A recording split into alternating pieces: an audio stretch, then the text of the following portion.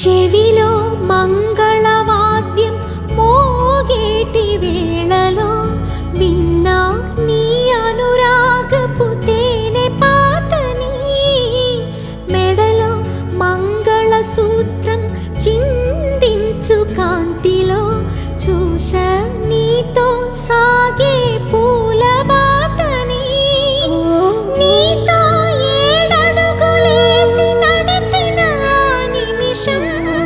నాతో తెలిపిందొకటే తిరుగులేని సత్యం.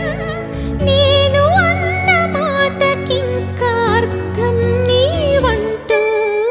మనసా, నా మనసా